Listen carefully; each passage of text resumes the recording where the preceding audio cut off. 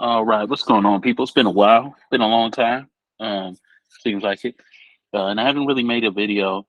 I'm gonna talk about the fragrance I'm wearing today, which is a Lictimus. So we're gonna get to that, Imperium, and we're gonna get to the right to travel and why this is a dumb argument. It's a semantical argument, and why you're wasting your time bringing this argument up. I usually don't try to take shots at other people's information, but this is a really wasted argument. Even though I do have tons of case law that supports this argument, but it's not the main reason why you're in court. So the key that people need to understand is, what are you doing in court? Before you start talking about Form 56s, before you start talking about fiduciary assignments and trusts and all of this other stuff, how did I get here?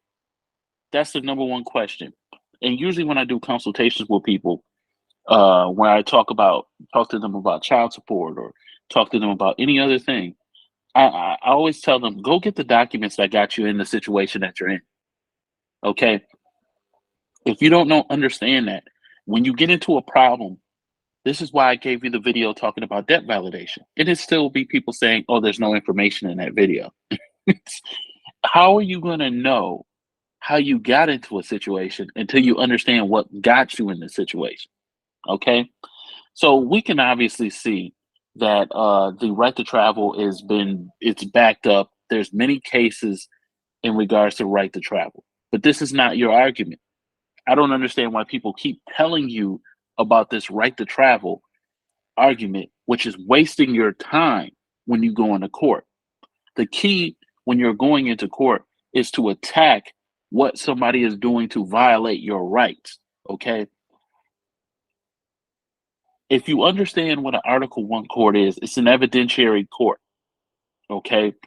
When you get a traffic ticket, they're using a ticket as evidence, and they're using the ticket as the subpoena. They're using the ticket as all of this. A traffic ticket is not a subpoena. A traffic ticket is not a legal notice to come to trial. It is not an indictment. It cannot be used for any of these roles. So instead of wasting your time and getting into semantical arguments where I have the right to travel and the right to travel is based on this Supreme Court case, I do not get on here and spout case law, because case law is BS. It's BS.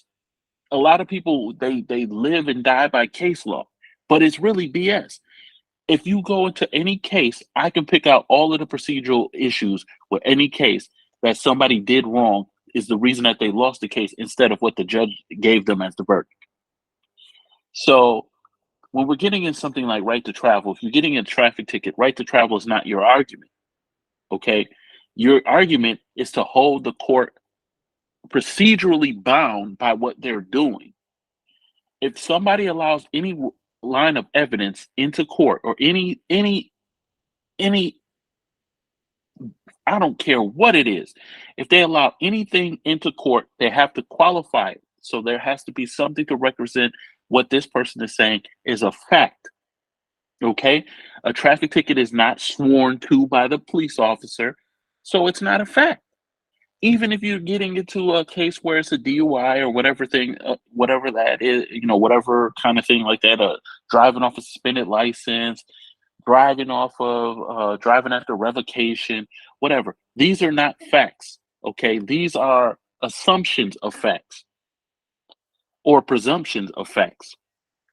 Now, if you allow these facts into evidence, which is basically prima facie evidence, okay, you're going to have problems.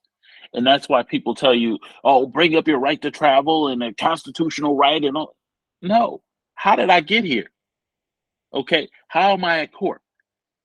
What are the processes for someone to serve you? Can a police officer serve you? Yes, they can. But they must serve you what? A summons. Okay. So now we're going to get a little bit into it. I'm going to go around with some of this stuff. So, the United States Constitution, Constitution and the Supreme Court recognize and protect the right to interstate travel. So some people think, oh yeah, it doesn't matter. I don't give a damn what the Supreme Court says. That doesn't matter to me. What matters to me is, what is the procedure of the court when they're dealing with me. Okay, That's where I keep it at. I don't need to get into any arguments, semantical arguments about this and that and this or that. Okay. So you have to understand, what is the due process? What are the substantive due process rights that you have when somebody is trying to abridge your rights by using a court? Okay. So we're going to get to substantive due process rights. Okay. Substantive due process rights is a principle in the United States constitutional law that allows courts to establish and protect certain fundamental rights from government interference, even if only procedural protections are present or the rights are enumerated elsewhere in the United States Constitution. The courts have asserted that such protections come from the Due Process Clause. Okay, what are we talking about? Right to travel. When we need to talk about, how did this traffic ticket get into court? Why am I talking about the right to travel? You see what I'm saying? How did that traffic ticket get into court? That's the only thing you need to be talking about.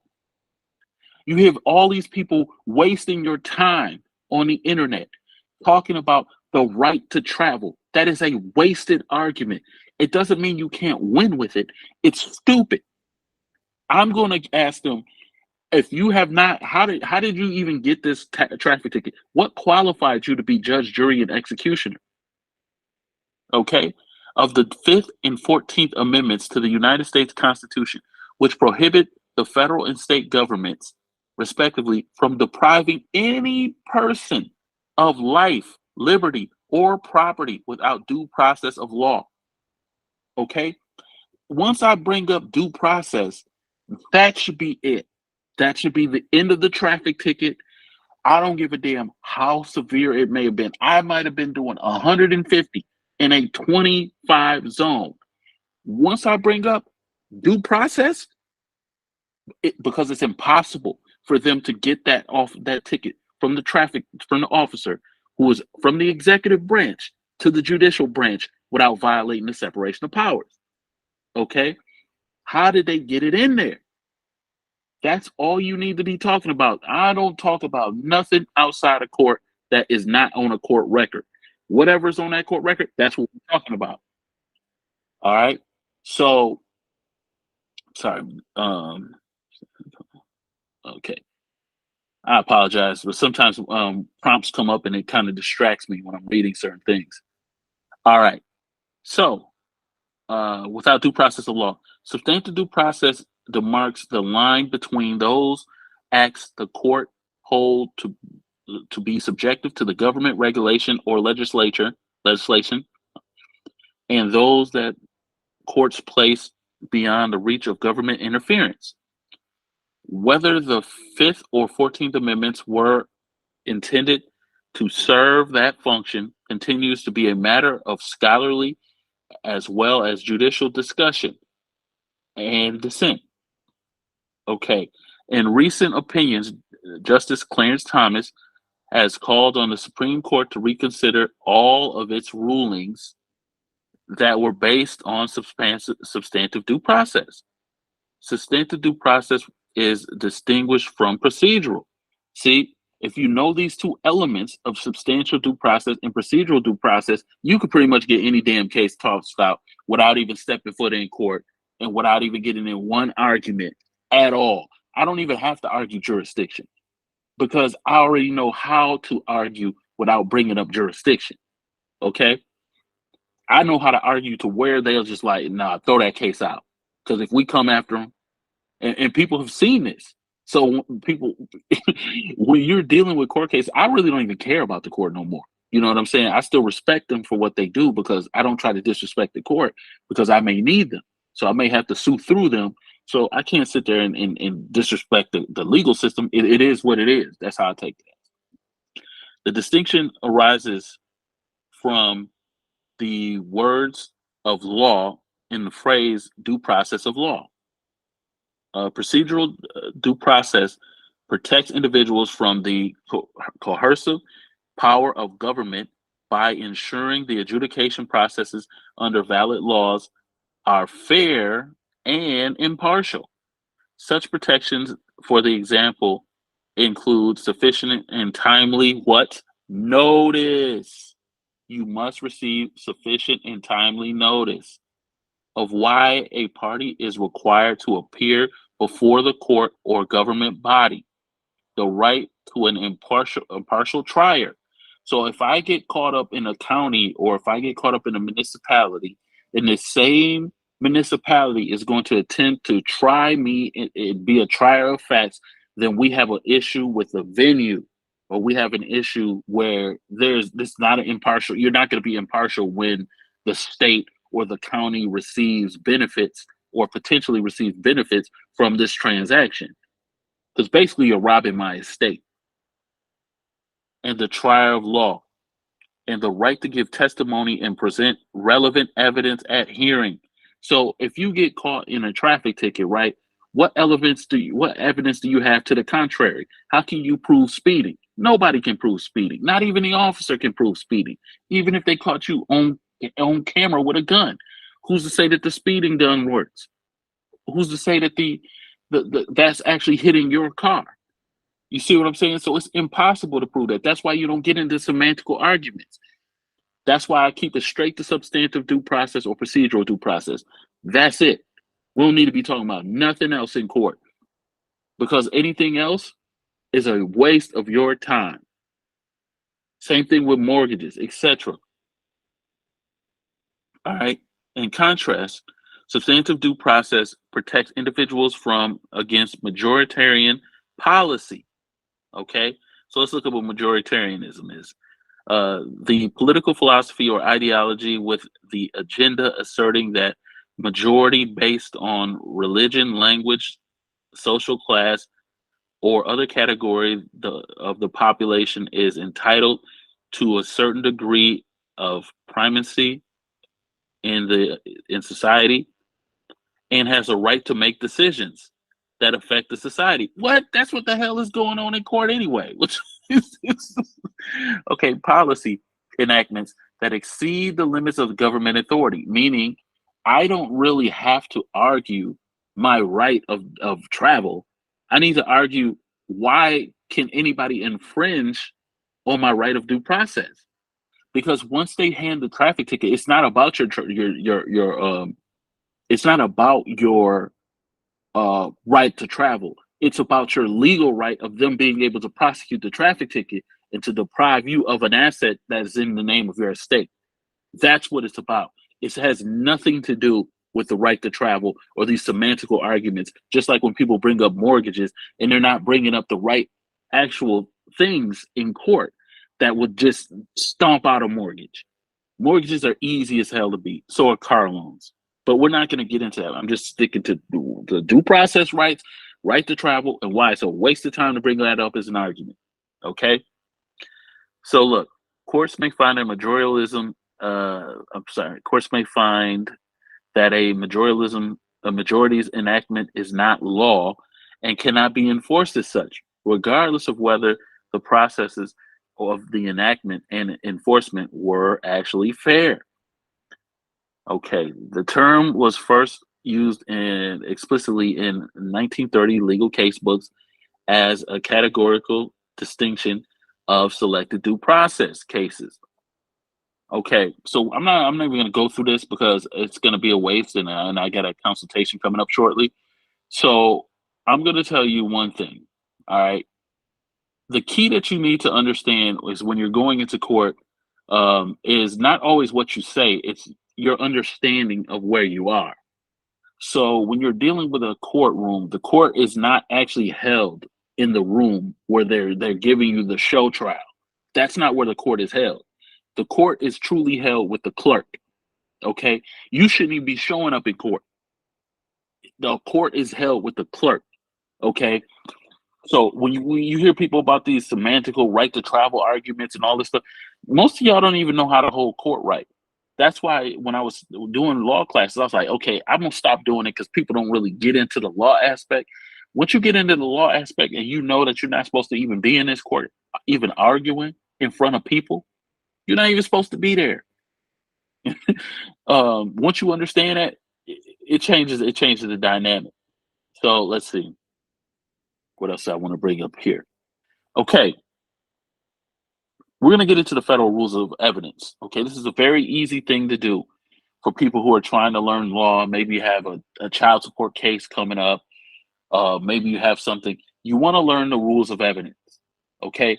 Once you understand the evidence code, just start from the federal rules of evidence and expand into your state rules of evidence. Okay. Once you learn the evidence code, you can get anything excluded out of evidence that is not qualified. You need to learn this. So a lot of y'all be sitting here listening to these stuff, and I've got people in my comment section saying, I got a problem with child support, blah blah blah, I got a problem with this, I got a problem with that. Fam, what you think is dire is not dire. The only thing that's gonna pull you out of your dire needs is your own reading, your comprehension, your knowledge, your wisdom. I can help you, but I ain't going to court for you. You see what I'm saying? Because you're gonna have to stand up on that on your own. So I can help you. I can give you law. I can break it down to you. I can give you strategy and all of that. Even a lawyer can do that. But see, so I've even seen people in the comment section saying stuff about lawyers. Fam, if you don't know the law, how you gonna tell your lawyer what to do? Lawyers are not all evil. Some of them are good, some of them are evil, just like people. If you don't know the law, how can you direct a lawyer? How can you tell a lawyer what to do when you don't even know what the hell to do? See, what it is what they did is they allowed us to they used the law against us and allowed us to become ignorant of the law. And then when we hire an attorney, we're still ignorant of the law, and the attorney is trying to tell us, trying to say, hey, once he get that last check, or once he get that check, or she get that check, she out. And the reason why is because we're so ignorant. We don't know the rules. We don't know what we should be pleading. We hire people and then we don't do our own research. So even if you get a business, you still should know as much law as the lawyer. So because if you get an LLC, you can't go in there and represent your business having an LLC.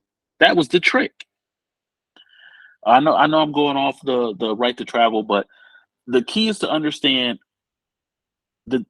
hold them at the initial court. Okay. Hold them at the initial evidence of that. There should be no officer testifying in your court case because he is not qualified, and nor have you been served or received notice, which is a violation of procedural or substantive due process. Okay. So a lot of times when people are telling you the right to travel, they're wasting your time. It's a wasted argument. It is a dumb argument to bring up in court. It has absolutely nothing to do with what's going on in court. And that's all I wanted to talk about. So I see these videos popping up. It's not to be, take any to be snarky or take shots at people. Why are they wasting your time having you bring up the right to travel? There's no law in any state, and I've read almost every state. That's the one cool thing about doing this job, or not job, but well, I don't know what to call it. But that's the one cool thing about me helping people from other states and cities, right? I get to learn their law.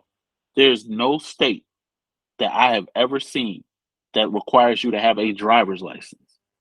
Okay. So all of this, the state infringing on your right to travel, et cetera, it's BS. It's a waste of time. And also you have to understand that the officers they're operating under the executive branch. So the officers are not even officers of the state. Go look at your state constitution and tell me where the police officer is constitutionally bound. Okay, you might have to read your constitution. It may be different than mine, but in most constitutions, the police officers, they're not even of the state. You know what I'm saying? So that's usually sheriffs. It's some states' constitutions may be different, but the police officer is acting under, executive powers. And that's not even, people try to say it's the 10th Amendment that gives them the authority to do that. No, it's Article 1. But for now, I just wanted to talk about that, and to make sure that you guys are not bringing up nonsensical arguments or getting into actual arguments in court. In most instances, it should not be an argument when I have a traffic ticket or some sort of violation, and they're trying to proceed on my rights and trying to put this in evidence and use it against me and act as if it's a fact when it hasn't been qualified as a fact. And with that being said, I'm out.